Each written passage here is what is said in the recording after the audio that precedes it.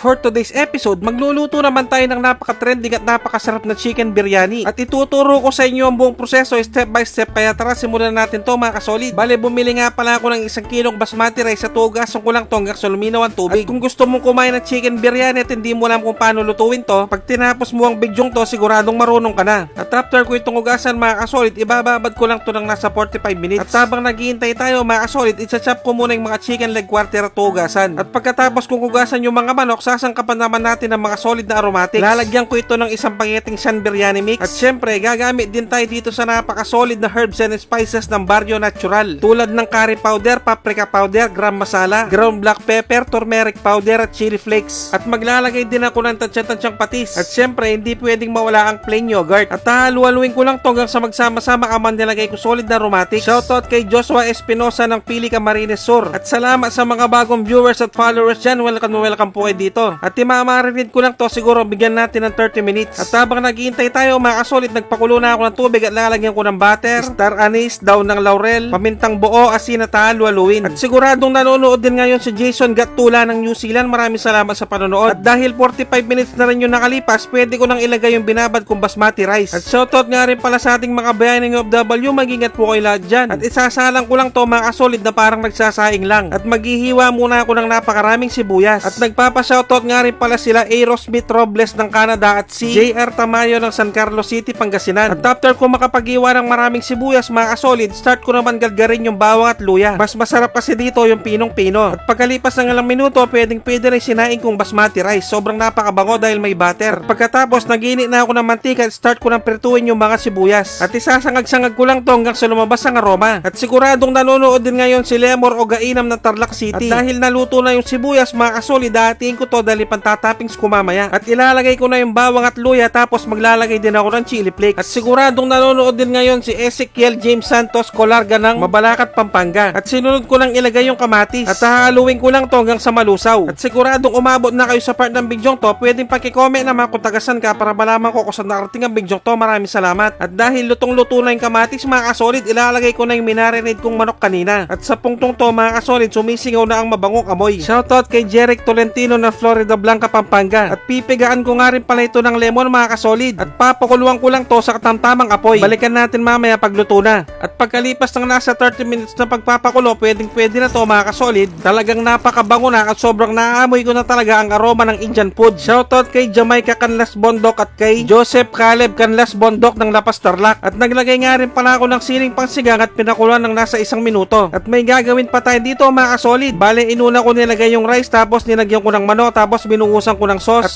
papatungan ko ulit ito ng rice. Bale, paulit-ulit lang ang gagawin, alternate hanggang sa mapuno ang kaserola. At tatakpan ko lang to, tapos isasalang sa mahinang apoy sa loob ng 10 minuto. At eto na nga kinilutong trending at napakasarap na chicken biryani. Grabe, napakabango mga kasolid. Sobrang napakasarap talagang kainin nito, lalo na yung umuusok-usok pa. Tapos bubudburan mo ng fried onion sa taas. Grabe, napakasolid. At syempre, dito na tayo sa pinaka-exciting part, ang tikiman time. You know, first time ko kasi magluto nito, kaya excited ako sa magiging kalalabasan at magiging lasa. Kain po tayo mga kasolid.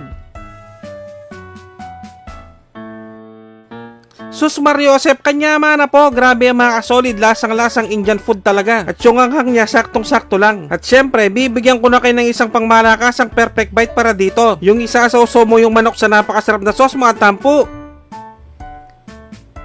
Taksya po, nakalasa ng kalasa. At kung tiyempong hating gabi nyo naman napanood to mga kasolid, mag-automatic pansit kanto na lang kayo mga bossing. Dapat yung spicy ha. Maraming salamat sa mga walang sawang sumusuporta at sumusubaybay sa aking mga video. At sa mga walang sawang nagsishare, maraming salamat, napakasolid nyo. Kita-kita ulit tayo next episode. Magluto na kayo ng napakasarap na chicken biryani, basta Kapampangan, manyaman!